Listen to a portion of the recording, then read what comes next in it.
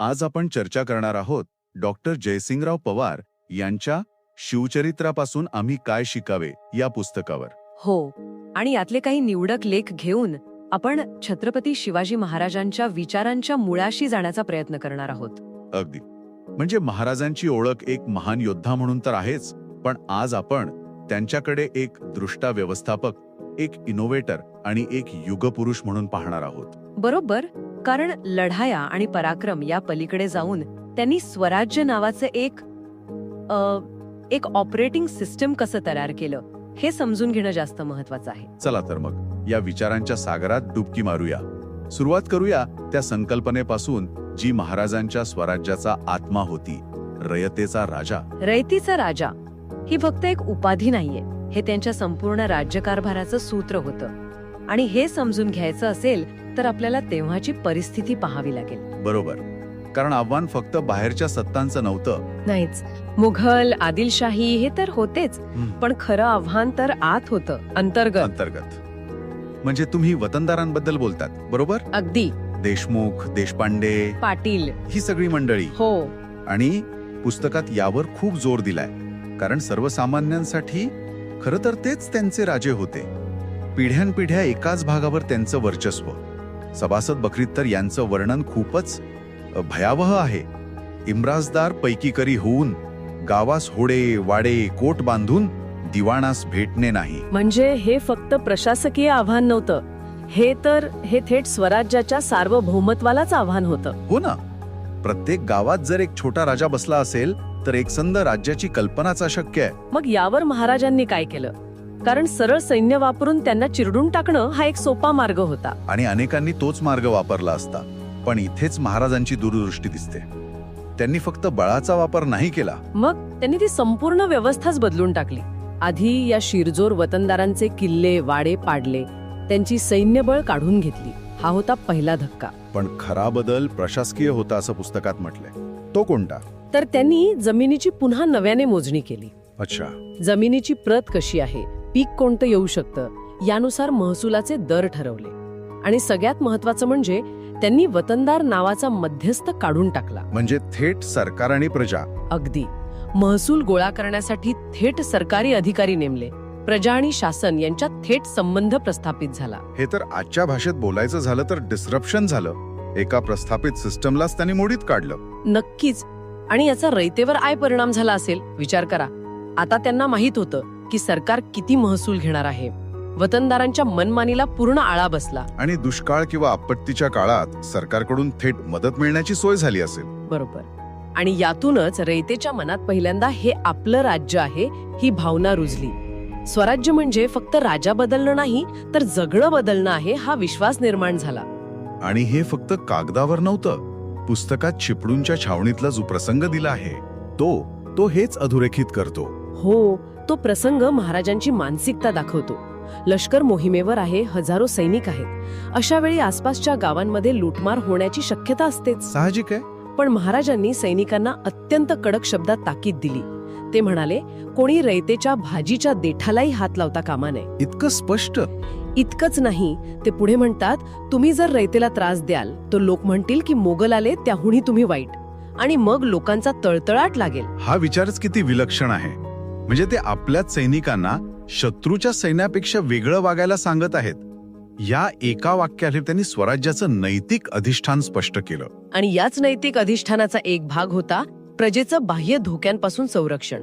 आणि कोकण किनारपट्टीवर तर एक असा धोका होता ज्याकडे तोपर्यंत कुणीच गांभीर्याने लक्ष दिलं नव्हतं. तुम्ही आरमाराबद्दल बोलत आहात? हो, कारण आपण जमिनीवर कितीही बलवान असलो, पण जर आपला समुद्र किनारा असुरक्षित असेल तर आपलं स्वातंत्र्य अर्धवटच आहे. खरंय. आणि त्या काळात समुद्रावर भारतीय राजांचं राज्य नव्हतंच. पोर्तुगीज, इंग्रज, डच यांनी समुद्र व्यापला होता. म्हणजे दिल्लीच्या बादशहाला सुद्धा. अगदी. दिल्लीच्या बादशहाला सुद्धा हज यात्रेसाठी त्यांची परवानगी घ्यावी लागत होती. आणि त्यात भर म्हणून कोकण किनारपट्टीवर जंजिरेकर सिद्धीचा उपद्रव. घरातल्या उंदरासारखा, नाही का? हो, सभासदांनी अगदी तेच वर्णन केलंय. घरात जैसा उंदीर तैसा शत्रू. पण यावर उपाय म्हणून स्वतःचं आरमार उभं करणं, म्हणजे ज्या गोष्टीचा अनुभव नाही, तंत्रज्ञान नाही, माणसं नाहीत. हो, ती गोष्ट शून्यातून उभी करायची, हा विचारच किती मोठा आहे. इथेच महाराजांची दृष्टीवृत्ती किंवा विजन दिसतं. त्यांनी ओळखलं होतं की जोपर्यंत समुद्रावर आपलं वर्चस्व नाही तोपर्यंत आपलं स्वराज्य खरं सार्वभौम होऊ शकत नाही. पुस्तकात एक वाक्य आहे, आरमार म्हणजे स्वतंत्र राज्यांगच आहे. हो, हे त्यांचं धोरण होतं. त्यांनी आरमाराला केवळ एक लष्करी तुकडी नाही तर राज्याच्या एका अविभाज्य अंगाचा दर्जा दिला होता. अर्थ, संरक्षण, न्याय यांच्यासारखाच आरमार. पण मग त्याची उभारणी कशी केली? तंत्रज्ञान कुठून आणलं? सुरुवातीला पोर्तुगीज आणि इतर युरोपीय कारागिरांची मदत घेतली. त्यांच्याकडून जहाज बांधणीचं तंत्रज्ञान शिकून घेतलं. पण ते फक्त तंत्रज्ञान आयात करून थांबले नाहीत. त्यांनी आपल्या लोकांना त्यात पारंगत केलं. अगदी आपल्या लोकांना म्हणजे भंडारी कोळी समाजातील लोकांना या कामात तरबेज केलं. काही वर्षातच कल्याण, भिवंडी, पेण ही मराठा आरमाराच्या जहाज बांधणीची प्रमुख केंद्र बनली. एक प्रकारे त्या काळातील मेक इन इंडिया मोहीमच होती ही. हो ना, आत्मनिर्भर भारत. आणि याचे परिणाम तर इतिहासाला कलाटणी देणारे ठरले. खांदेरी बेटावरचा संघर्ष तर अविश्वसनीय आहे. हो, तो संघर्ष भारताच्या सागरी इतिहासातील एक सुवर्णक्षण आहे. मुंबईच्या अगदी थोंडावर असलेल्या खांदेरी बेटावर महाराजांनी किल्ला बांधायला सुरुवात केली. इंग्रजांसाठी हा थेट धोका होता. त्यांनी हल्ला केला असणार. हो, आपल्या बलाढ्य आरमाराने त्यांनी हल्ला केला. सगळ्यांना वाटलं होतं की या नौख्या आरमाराचा टिकाव लागणार नाही, पण झालं उलटं. म्हणजे मराठ्यांनी आपल्या छोट्या पण वेगवान जहाजांनी म्हणजे गुराबा, तरांडी, मचवे यांनी इंग्रजांच्या मोठ्या जहाजांना जेरी सांडलं. समुद्रात गनिमी काव्याचा यशस्वी वापर केला. आणि त्या लढाईत मराठ्यांनी इंग्रजांचा पराभव केला. हो, आणि त्यांना तह करण्यास भाग पाडलं.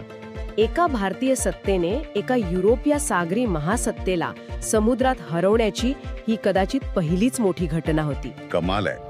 म्हणजे जमिनीवरचं संरक्षण आणि समुद्रावरचं सार्वभौमत्व या दोन गोष्टी स्वराज्याचा भक्कम पाया ठरल्या. पण कोणत्याही राज्याचा पाया तेव्हाच टिकतो जेव्हा त्यात राहणाऱ्या सगळ्यांना ते राज्य आपलं वाटतं.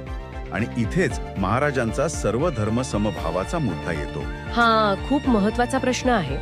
कारण महाराजांची ओळख हिंदवी स्वराज्य संस्थापक आणि गो ब्राह्मण प्रतिपालक अशी आहे. हो, आणि मग ह्या पदव्या आणि सर्व धर्म समभाव या दोन गोष्टी एकत्र कशा नांदू शकतात? यात काही विरोधाभास आहे का? नाही. आणि पुस्तकात ह्याचं उत्तर अतिशय स्पष्टपणे दिलं आहे. महाराज हे हिंदू धर्माचे अभिमानी संरक्षक होते, यात कोणतीही शंका नाही. पण हिंदवी स्वराज्य या संकल्पनेचा अर्थ फक्त हिंदूंचे राज्य असा मर्यादित नव्हता. तर मग काय होता? तर हिंदुस्थानातील लोकांचे स्वतःचे राज्य म्हणजे परकीय आक्रमकांपासून मुक्त असलेले स्वराज्य असा त्याचा व्यापक अर्थ होता. आणि याला पुरावा काय? कारण अनेकदा इतिहासाची मांडणी एकांगी केली जाते. सर्वोत्तम पुरावा म्हणजे त्यांच्या शत्रूंनीच दिलेली साक्ष. औरंगजेबाचा इतिहासकार खाफी खान, जो महाराजांचा कट्टर द्वेष्टा होता, तो काय लिहितो? तो लिहितो की शिवाजीने आपल्या सैनिकांना असा सक्त नियम केला होता की मोहिमेवर असताना जर कुराण शरीफची प्रत हाती लागली तर तिला पूर्ण आदराने एखाद्या मुसलमानाच्या हवाली करावे. मशीद किंवा दर्ग्याला कोणताही धक्का लावू नये. शत्रूच्या तोंडून असं कौतुक येणं हे खरंच महाराजांच्या धोरणाचं प्रतिबिंब होतं की काही राजकारण होतं? ही केवळ स्तुती नाही, ही वस्तुस्थितीची नोंद आहे. कारण हेच धोरण त्यांच्या कृतीतही दिसायचं. त्यांच्या प्रशासनात, त्यांच्या लष्करात अनेक मुस्लिमांना मोठ्या पदांवर नेमलं होतं. उदाहरणार्थ, तोफखान्याचा प्रमुख इब्राहिम खान होता. आरमाराचे एक प्रमुख अधिकारी दौलत खान होते. सिद्धी इब्राहिम तर त्यांच्या खास अंगरक्षकांपैकी एक होता. महाराजांनी माणसाची पारख त्याच्या धर्मावरून नाही तर त्याच्या कौशल्यावरून आणि निष्ठेवरून केली. आणि औरंगजेबाला लिहिलेलं पत्र ते तर त्यांच्या विचारांची उंची दाखवतं. हो, जेव्हा औरंगजेबाने हिंदूंवर अन्यायकारक जिझिया कर लावला तेव्हा महाराजांनी त्याला जे खरमरीत पत्र लिहिलं ते केवळ राजकीय टीका नाही, ते एक तात्विक उत्तर आहे. काय म्हणतात ते त्या पत्रात? ते लिहितात, कुराण शरीफमध्ये ईश्वराला रब्ब उल आलामीन म्हणजे सर्व जगाचा स्वामी म्हटलाय. रब्बुल मुस्लिमीन नाही म्हणजे केवळ मुसलमानांचा स्वामी नाही. वाह. आणि पुढे ते म्हणतात, इस्लाम आणि हिंदू धर्म हे दोन्ही रंग त्या एकाच दैवी चित्रकाराच्या चित्रकलेचे नमुने आहेत. धर्मावरून लोकांचा छळ करणे हे ईश्वरी ग्रंथाच्या विरुद्ध आहे. हा विचार म्हणजे पचवायला थोडा वेळ लागतो. शत्रूशी संवाद साधताना सुद्धा एवढी उंची आणि वैचारिक स्पष्टता. हेच त्यांच्या मोठेपणाचं गमक आहे आणि हेच विचार, हीच मूल्य त्यांनी आपल्या सहकाऱ्यांमध्ये रुजवली. स्वराज्य हे एका व्यक्तीवर अवलंबून नव्हतं, तर ते एका विचारधारेवर उभं होतं. आणि ही विचारधारा त्यांच्या सहकाऱ्यांमध्ये किती खोलवर मुरली होती याचं उत्तम उदाहरण म्हणजे सेनापती हंबीरराव मोहिते. अगदी. हंबीरराव मोहिते म्हणजे केवळ एक महान योद्धे नव्हते, ते स्वराज्याच्या मूल्यांचं प्रतीक होते. महाराजांच्या मृत्यूनंतर स्वराज्य एका अत्यंत नाजूक वळणावर उभं होतं, नाही का? तो स्वराज्याच्या इतिहासातील सर्वात कसोटीचा क्षण होता. महाराजांचं निधन झालं आणि रायगडावर काही प्रमुख मंत्र्यांनी, ज्यात अण्णाजी दत्तोंसारखे मोठे मंत्री होते, एक कट रचला. संभाजीराजांना डावलून राजाराम महाराजांना गादीवर बसवण्याचा. बरोबर. युवराज संभाजीराजांना कैद करायचं आणि अल्पवयीन राजाराम महाराजांना गादीवर बसवायचं. आणि गंमत अशी आहे की हंबीरराव मोहिते हे राजाराम महाराजांचे सख्खे मामा होते. म्हणजे एका बाजूला भाचा आणि दुसऱ्या बाजूला स्वराज्याचा कायदा. किती मोठा नैतिक पेच प्रसंग असेल. वैयक्तिक नात्याने पाहिलं तर हंबीरावांना या कटात सामील होणंच फायद्याचं होतं. हो, त्यांचा भाचा राजा बनणार होता. पण हंबीराव सामान्य नव्हते. ते त्यावेळी कर्नाटकात मोहिमेवर होते. जेव्हा त्यांना या कटाची माहिती मिळाली तेव्हा त्यांनी एक क्षणही विचार केला नाही. त्यांनी नात्यापेक्षा, स्वार्थापेक्षा स्वराज्याच्या कायद्याला आणि स्थैर्याला महत्त्व दिलं. म्हणजे स्वराज्याचा कायदेशीर वारस संभाजी महाराज आहेत हे त्यांनी ओळखलं. ते आपल्या सैन्यासह रायगडाकडे निघाले आणि वाटेतच त्यांनी त्या बंडखोर मंत्र्यांना अटक केली. आणि संभाजीराजांना पाठिंबा जाहीर केला. हो, हा निर्णय वरवर सोपा वाटतो, पण त्याचे परिणाम किती दूरगामी होते. जर हंबीररावांनी वेगळा निर्णय घेतला असता तर स्वराज्यात यादवी युद्ध पेटलं असतं. भाऊबंदकीत मराठ्यांची शक्ती विभागली गेली असती आणि याच संधीची वाट पाहत असलेला औरंगजेब सहज स्वराज्याचा घास घेऊ शकला असता. अगदी.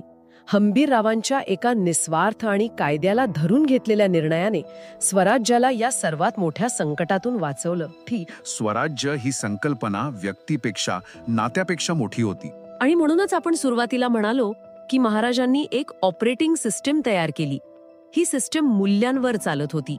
रयतेचं कल्याण, दूरदृष्टी, सर्वसमावेशकता आणि निष्ठा ही त्या सिस्टीमची मूळ सूत्र होती. हंबीररावांचा निर्णय हा त्याच सिस्टीमचा एक यशस्वी परिणाम होता. निश्चितच. तर या सगळ्या चर्चेतून एक गोष्ट स्पष्ट होतीये. रयतेच्या कल्याणासाठी वतनदारी मोडून काढणं, दूरदृष्टीने शून्यातून आरमार उभं करणं, सर्वसमावेशक धोरण राबवणं, या सगळ्या गोष्टी मिळून शिवाजी महाराज नावाचं एक राष्ट्र निर्मात्याचं चित्र पूर्ण होतं. हो, हे केवळ लढाया जिंकण्यापेक्षा खूप मोठं आहे. महाराजांचं खरं कर्तृत्व हे त्यांनी निर्माण केलेल्या चिरस्थायी व्यवस्थांमध्ये आहे. थेट कर प्रणाली, आत्मनिर्भर नौदल, गुणवत्तेवर आधारित लष्कर आणि कायद्याचं राज्य. बरोबर, हाच त्यांचा खरा वारसा आहे. मग पुन्हा एकदा आपण पुस्तकाच्या नावाकडे येऊया. शिवचरित्रापासून आम्ही काय शिकावे या सगळ्या चर्चेनंतर श्रोत्यांना विचार करण्यासाठी एक मुद्दा सोडून जाऊया. हो, आणि तो मुद्दा असा आहे की आज आपण महाराजांकडून प्रेरणा घेतो म्हणजे नेमकं काय करतो? केवळ त्यांचा जय जयकार करणे किंवा त्यांचे पुतळे उभारणे पुरेसे आहे का? की त्यांनी दाखवलेल्या मार्गावर चालणं हेच त्यांना खरं अभिवादन ठरेल? आणि आजच्या काळात तो मार्ग कोणता असू शकतो? आज आपण आपल्या कामाच्या ठिकाणी, आपल्या समाजात त्यांच्यासारखे सिस्टम बिल्डर्स बनण्याचा प्रयत्न करू शकतो का? अशी व्यवस्था उभी करू शकतो का जी व्यक्तीवर नाही तर तत्वांवर चालेल? यावर विचार करायला हवा.